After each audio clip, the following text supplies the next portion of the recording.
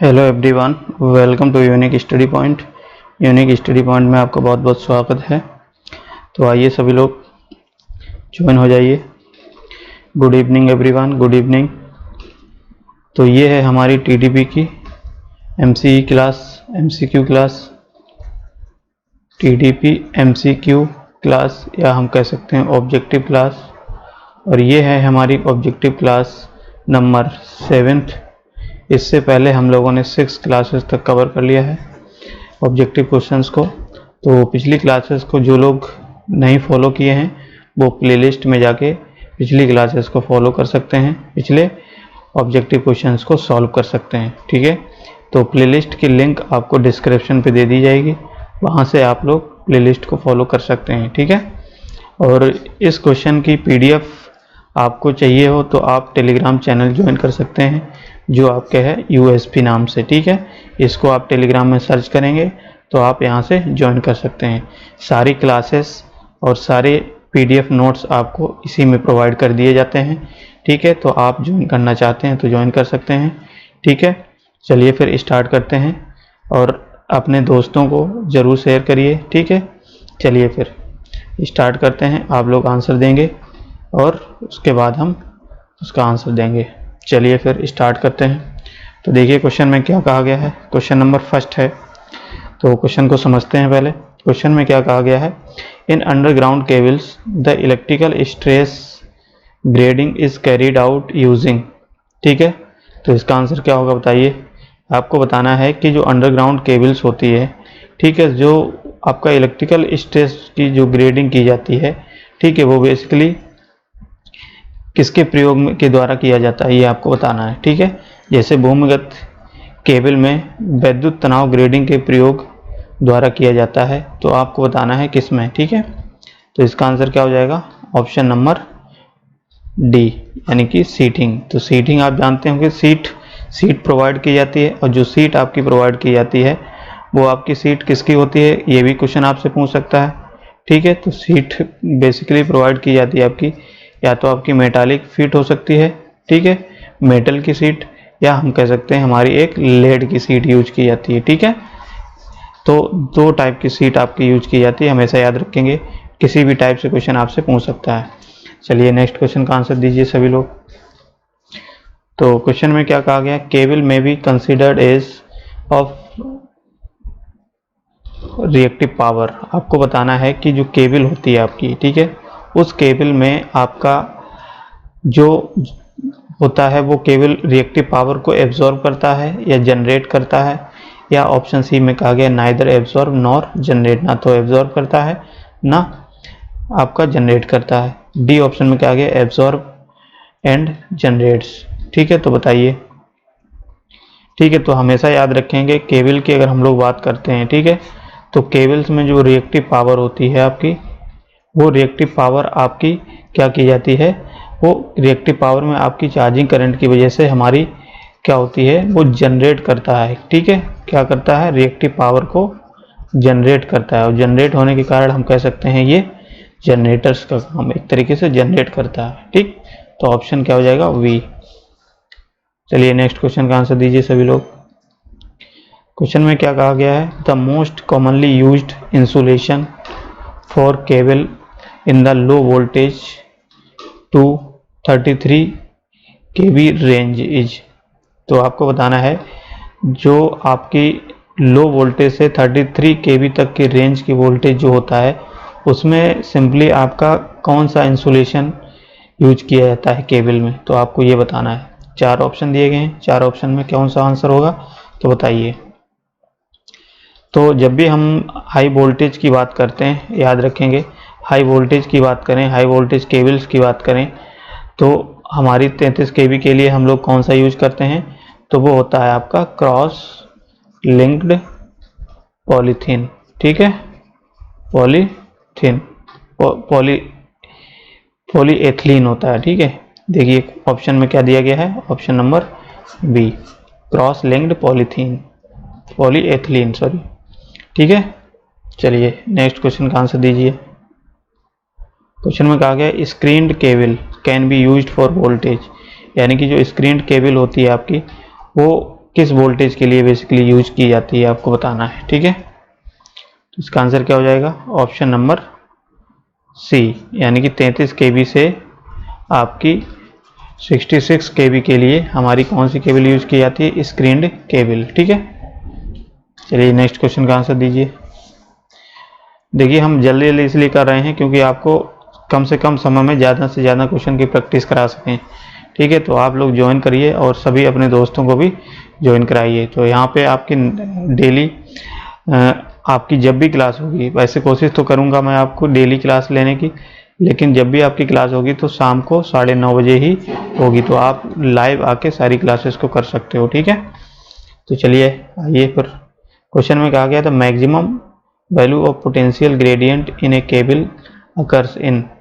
तो आपको बताना है कि जो मैक्सिमम वैल्यू होती है पोटेंशियल ग्रेडियंट की, वो केबल में आपकी उत्पन्न होती है, आकर होती है, वो किस में होती है आपको बताना है। कंडक्टर में होती है, इंसुलेशन में होती है, आउटर शीट पे होती है, या नन ऑफ दिस, इनमें से कोई नहीं।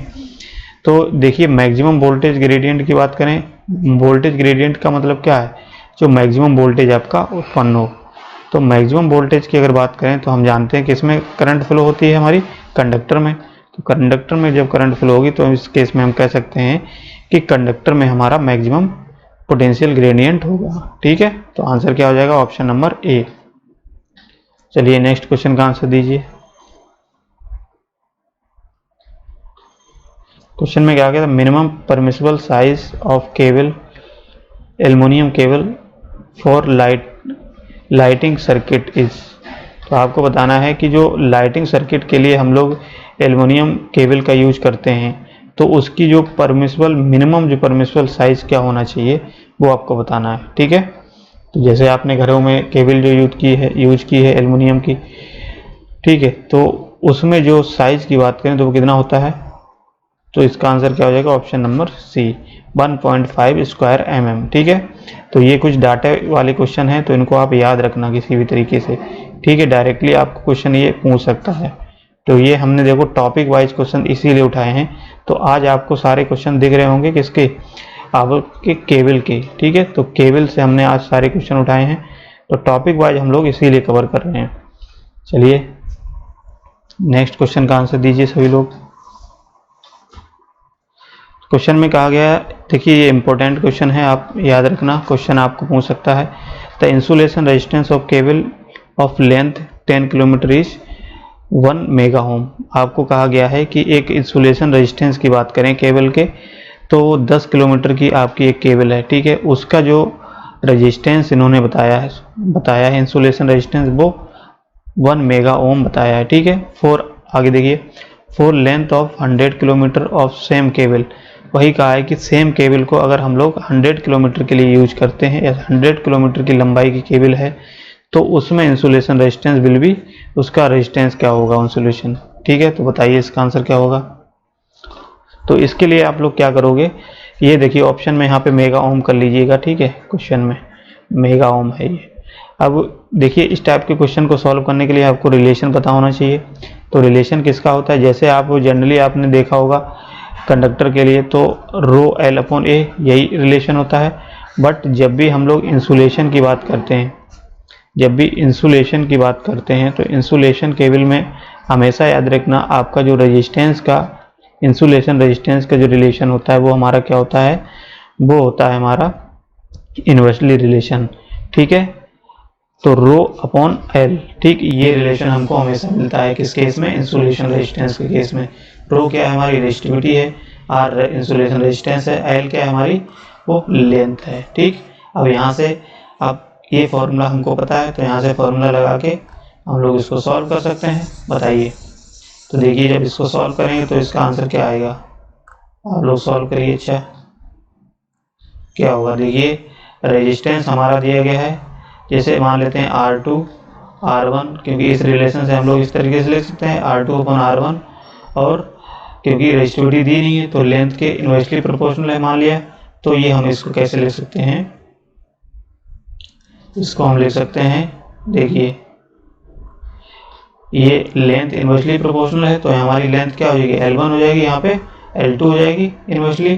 तो यहाँ से जब आप R2 की वैल्यू निकालोगे तो क्या हो जाएगा, R1 की वैल्यू हमको क्या दी गई है 1 मेगा ओम, ठीक है, इंटू लेंथ L1 हमारी कितनी है 10 किलोमीटर, तो 10 किलोमीटर अपॉन L2 की वैल्यू कितनी दी गई, यानी कि जो लाइन की लेंथ हमारी कितने पे पहुंची है 100 किलोमीटर पे, तो 100 हम लिख देंगे और यहाँ पे सॉल्व करेंगे, तो सॉल्व करने पे हमारा कितना आएगा बताइए।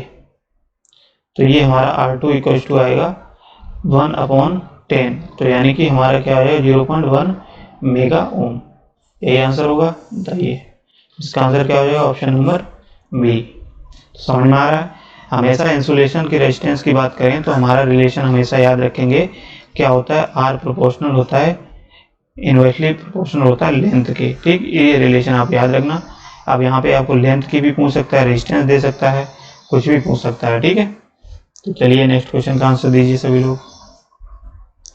क्वेश्चन में कहा गया cable in power transmission line are provided with इंटरसीड्स 2, तो बताइए क्या होगा। आपको ये बताना है कि जो पावर ट्रांसमिशन लाइंस होती हैं आपकी, ठीक है, केबल में आपको बताना है cable in transmission line are provided, ठीक है, विद इंटरसीड, यानी कि जो केबल होती है आपकी, केबल के अंदर हमारी क्या होती है इंटरसीड्स प्रोवाइड की जाती हैं, सीड्स लगाई जाती हैं, ठीक है। सीड्स हमारी क्यों यूज की जाती हैं, तो वो चीज़ें सीड का तो हमको पता है क्यों यूज किया जाता है, क्योंकि आप मैकेनिकल इंजरी से बचाने के लिए केबल को, ठीक। अब इसमें ये कहा है कि इंटरसीड की अगर बात करें तो इंटरसीड जो है प्रोवाइड की जाती है, तो वो क्यों की जाती है आपको ये बताना है, ठीक है। तो वही 36 सेंटीमीटर में केबल में इंटरसीड का प्रयोग होता है। क्या प्रयोग होता है इंटरसीड का, तो ये क्या करता है, हमारा जो केबल के अंदर जो पोटेंशियल डिफरेंस यूनिफॉर्म स्ट्रेस होता है, इलेक्ट्रिकल स्ट्रेस जो होता है, क्योंकि करंट फ्लो होगी कंडक्टर में तो इलेक्ट्रिकल स्ट्रेस भी डेवलप होगा कि नहीं होगा। तो इसीलिए हम क्या करते हैं कि इलेक्ट्रिकल स्ट्रेस जो है हमारा केबल में वो हर जगह पे कैसा रहे, बराबर रहे या सेम रहे। तो सेम रखने के लिए हम लोग क्या करते हैं इंटरसीड को प्रोवाइड करते हैं, ठीक, याद रखेंगे, इंपॉर्टेंट क्वेश्चन है ये, ठीक है। तो इसमें आंसर क्या हो जाएगा, option number C, provide uniform stress distribution. तो पूरा डिस्ट्रीब्यूशन हमारा इलेक्ट्रिकल डिस्ट्रीब्यूशन, जो भी वोल्टेज स्ट्रेस होगा या इलेक्ट्रिकल स्ट्रेस होगा उसका हम लोग यूनिफॉर्म स्ट्रेस करने के लिए लगाते हैं इंटरसीड को। चलिए नेक्स्ट क्वेश्चन का आंसर दो। क्वेश्चन में कहा गया impregnated paper is used in A insulator, बताइए। इंसुलेटर का मतलब क्या है, आप यहाँ पे इंसुलेशन लिखिएगा, ठीक है, यहाँ पे क्या है इंसुलेशन, हालांकि इंसुलेटर आपका वो इंसुलेशन लिखिए, ठीक है। इंसुलेशन में हमारा जो इम्प्रेग्नेटेड पेपर का यूज किया जाता है इंसुलेशन के लिए, तो आपको बताना है किस में यूज किया जाता है। पहला दिया गया in between the armature stamping, तो ये तो बिल्कुल ही गलत है, आर्मेचर तो आपका डीसी मशीन में आता है, यहाँ पे तो कुछ केबल का मतलब ही नहीं है। हाई वोल्टेज केबल, हाँ तो ये सही है, हाई वोल्टेज केबल, यहाँ पे कम्यूटेटर ये भी डीसी मशीन का पार्ट है, एचटी लाइन ये भी गलत है, तो यहाँ से ऑप्शन क्या हो जाएगा, ऑप्शन नंबर बी। चलिए नेक्स्ट क्वेश्चन का आंसर दो सभी लोग। क्वेश्चन में क्या गया, what is the main drawback of the underground transmission, तो आपको बताना है what is the main drawback of underground transmission system compare to the overhead transmission system. आपको बताना है कि जो अंडरग्राउंड सिस्टम हम लोग यूज करते हैं ट्रांसमिशन के लिए, ट्रांसमिशन सिस्टम, वो ओवरहेड ट्रांसमिशन सिस्टम से जब हम कंपेयर करते हैं तो अंडरग्राउंड का आपको मेन डिसएडवांटेज बताना है, या हम कह सकते हैं ड्रॉबैक बताना है। किसके कंपैरिजन में, आपको ओवरहेड लाइन के, ठीक है। ओवरहेड लाइन तो जानते होंगे, जो आपने ऊपर देखी है लाइन जाती है, ठीक है, तो उसके कंपैरिजन में आपको बताना है कि अंडरग्राउंड केबल का जो अंडरग्राउंड होता है ट्रांसमिशन, तो उसका हमारा डिसएडवांटेज क्या होता है।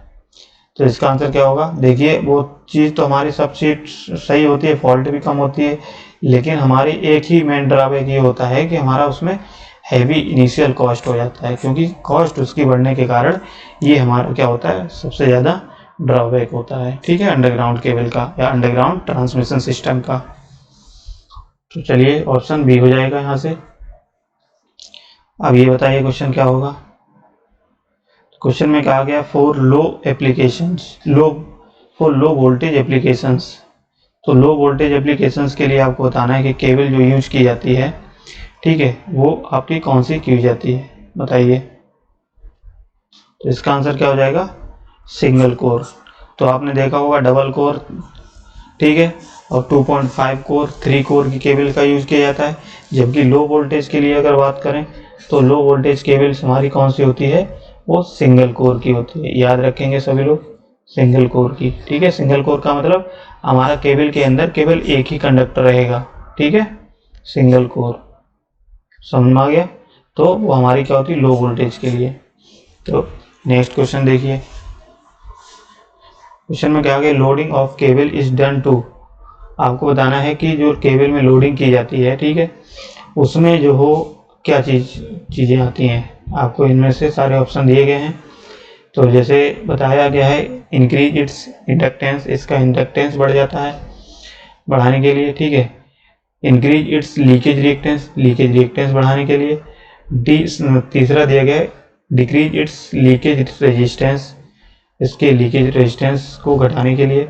अचीव डिस्टॉर्शन लेस कंडीशन, ठीक है। तो बताइए अब क्या होगा? तो जब भी लोडिंग की बात आती है तो लगभग हम जानते हैं कि हमारा जो इंडक्टेंस होता है, ठीक है, उसको बढ़ाने के लिए, ठीक। एक तो ये आंसर हो जाएगा। दूसरा आंसर क्या हो जाएगा? अचीव डिस्टॉर्शन लेस कंडीशन, ठीक है। तो इसका फिर आंसर क्या हो जाएगा? Option number D. चलिए नेक्स्ट क्वेश्चन का आंसर दीजिए। इंपॉर्टेंट क्वेश्चन है, ठीक है, इसको इंपॉर्टेंट मार्क कर लीजिए। क्वेश्चन में कहा गया ए SCR conductor having 7 steel stands surrounded by 25 aluminium conductors will be specified. तो आपको बताना है कि एक ACR कंडक्टर है मान लिया, तो उसमें आपके 7 स्टील के कंडक्टर हैं या 7 के स्टील स्टैंड्स हैं, ठीक है। जबकि 25 हमारे क्या हैं? एल्युमिनियम के हैं, एल्युमिनियम, ठीक है। जैसे हमने आपको बताया भी कि स्टील ACR कंडक्टर में हमारा एक स्टील का अंदर होता है। अगर 7 ACR कंडक्टर वो देखें ACR, तो उसमें एक हमारा क्या होता है? स्टील का कंडक्टर। इसके चारों तरफ हमारे क्या होते हैं? एल्युमिनियम के कंडक्टर होते हैं, ठीक है, 6 कंडक्टर, तभी एक और ये 7 हो जाते हैं। लेकिन यहाँ पे इसी तरीके से इन्होंने क्वेश्चन में ये पूछा है कि ये जो अंदर हमारे हैं वो 7 स्टील के स्टैंड है और 25 हमारे क्या हैं? एल्युमिनियम के कंडक्टर हैं इसके चारों तरफ। तो अगर हम इसको स्पेसिफाई करना चाहें, अगर इसको लिखना चाहें, तो किस तरीके से लिखेंगे बताइए। तो ये नोटेशन आपको बताना है, इंपॉर्टेंट क्वेश्चन है, याद रखेंगे। तो इसका नोटेशन आपका क्या होता है? जो आपके एल्युमिनियम कंडक्टर होते हैं, जो एल्युमिनियम कंडक्टर होते हैं, एल्युमिनियम कंडक्टर ज़्यादा रहेंगे ACR कंडक्टर में, स्टील कंडक्टर हमारे कम रहेंगे, ठीक है। तो स्टील वाले कंडक्टर क्या होते हैं हमारे? हमेशा आपके डिनोमिनेटर में आते हैं, याद रखेंगे। और वो वाले हमारे किस में आते हैं? न्यूमिनेटर में आते हैं। कौन से? एल्युमिनियम वाले, ठीक है। तो अब देखिए इसको किस तरीके से हमने रिप्रेजेंटेशन किया। देखिए एल्युमिनियम का हमारा कितना है? 25, तो 25 अपॉन का सिंबल समझ लो चाहे, तो अपॉन 7, ठीक है। तो यहाँ से आंसर क्या हो जाएगा? ऑप्शन नंबर ए, ठीक है। याद रखना, किसी भी तरीके से पूछ सकता है, क्वेश्चन हो सकता है आपको ऐसे दे दे, इस तरीके से कोई पूछ सकता है आपको। जैसे 7 ACR कंडक्टर में 7 आपके क्या हैं? एल्युमिनियम, 6 एल्युमिनियम के हैं और 1 आपका स्टील का है। तो आप इसको कैसे लिखोगे? तो 6/1, ठीक, इस तरीके से, समझ गए। चलिए नेक्स्ट क्वेश्चन का आंसर दो। क्वेश्चन में कहा गया least number of fault occurs. आपको बताना है कि इन ऑप्शंस में से सबसे कम फॉल्ट होने के चांसेस किस में होते हैं, ठीक है, कम से कम खराब होने के चांसेस किस में होते हैं। तो आंसर बताइए।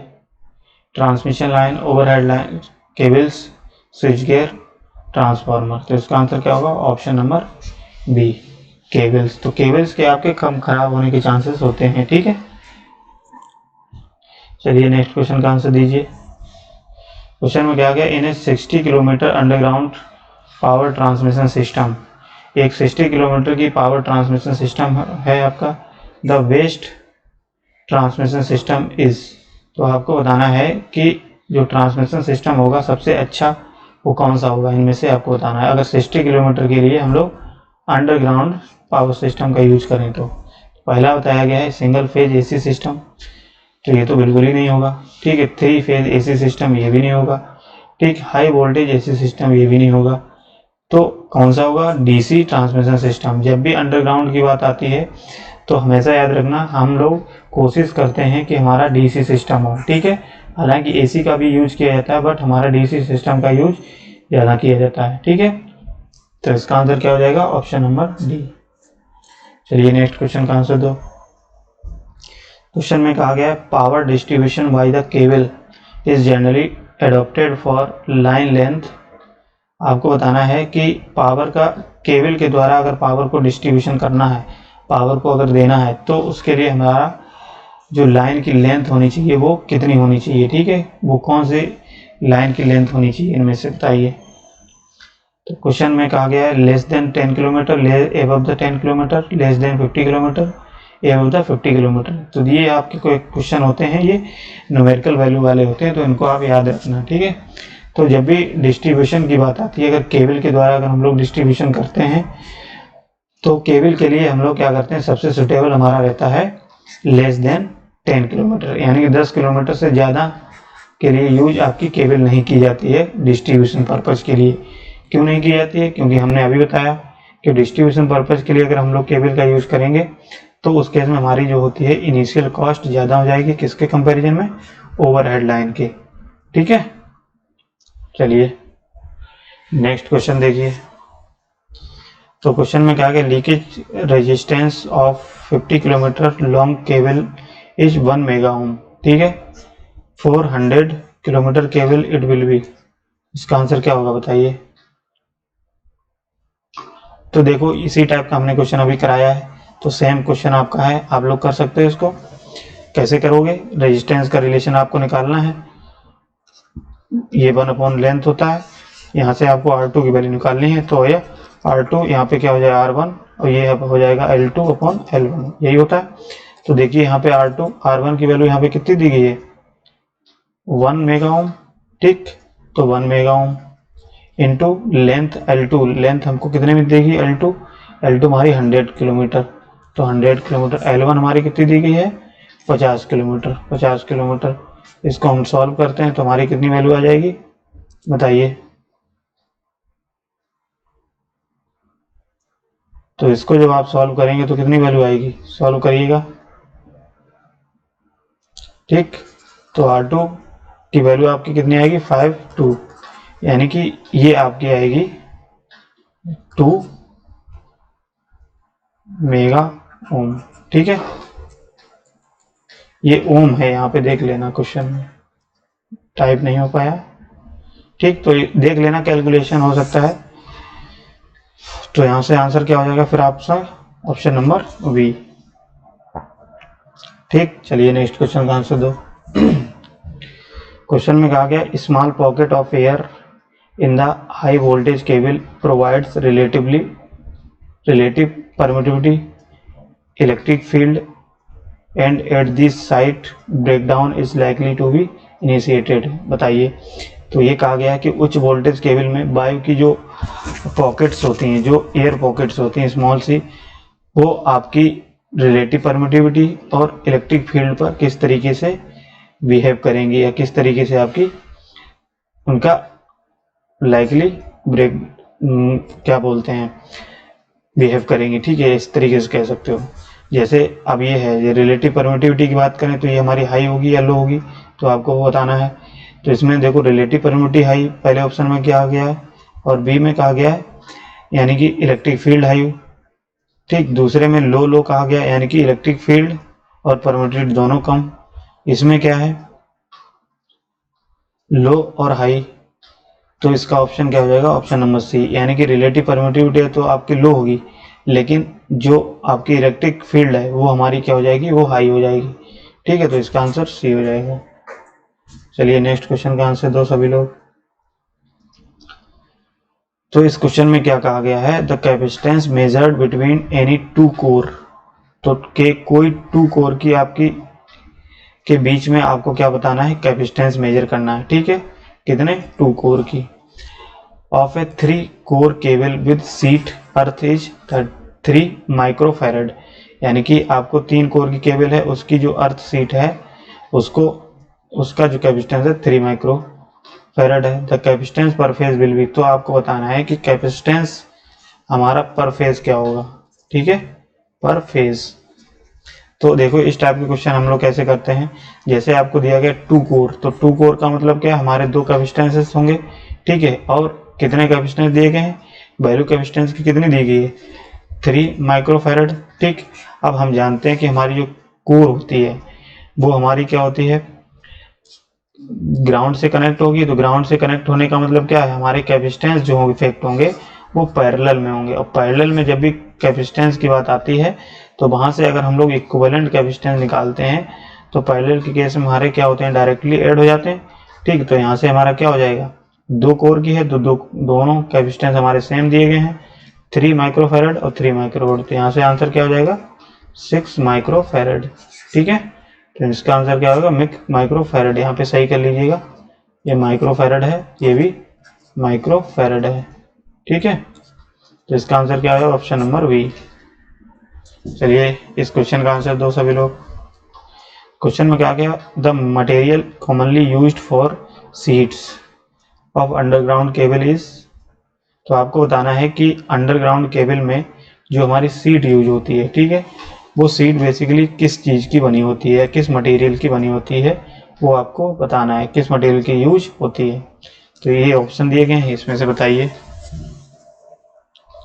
ये तो आसान सा क्वेश्चन है, बहुत बार हमने आपको सीट बताई है, तो इसमें क्या हो जाएगा, तो जनरली जो हमारी लेड की सीट यूज की जाती है, किसकी, लेड की, ठीक है। तो इसका आंसर क्या हो जाएगा, ऑप्शन नंबर ए, ठीक है। तो इस तरीके से हम लोगों ने क्वेश्चन अपने केबल से टॉपिक से कवर किए हैं। आज टॉपिक हमारा क्या था, केबल, ठीक है। तो केबल से हमने दिए देखे हैं। अब इसमें कुछ और केबल्स के क्वेश्चन हैं, वो हम लेके आएंगे नेक्स्ट क्लास में।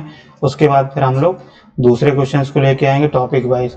तो यहाँ पे हम लोग टॉपिक वाइज क्वेश्चंस को कवर कर रहे हैं। इससे हमारा क्या होगा, कोई भी क्वेश्चन ऐसा नहीं होगा जो आप लोग कर ना पाए, ठीक है। ज़्यादातर क्वेश्चन आप लोग कर ही लोगे अगर आपने सारी क्लासेस को फॉलो किए हैं रेगुलर तरीके से। और क्लास का टाइमिंग हमने आपको बता दिया कितना है, 9:30, ठीक है।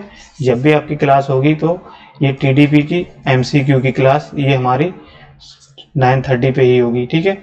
और मॉर्निंग में आपकी जो क्लास चलती है टीडीपी की फुल सिलेबस की, फुल कंप्लीट सिलेबस की, वो हमारी चलती है 11:35 पे, ठीक है। तो इस पे 11:35 AM पे तो आप लोग लाइव क्लास आके कर सकते हो, ठीक है। लाइव क्लास करिए यहाँ पे आके, तो वहां से आप क्या, कोई डाउट भी होता है लाइव क्लास में तो आप वो डाउट आसानी से पूछ सकते हो, ठीक है। हम उसी टाइम आपका डाउट भी क्लियर कर देंगे।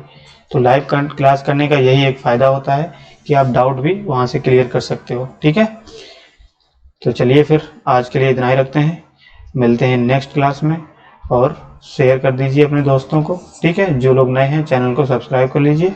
मिलते हैं नेक्स्ट क्लास में। चलिए फिर अपना ध्यान रखिए, पढ़ते रहिए, ठीक है। चलिए फिर बहुत बहुत धन्यवाद सभी लोगों का।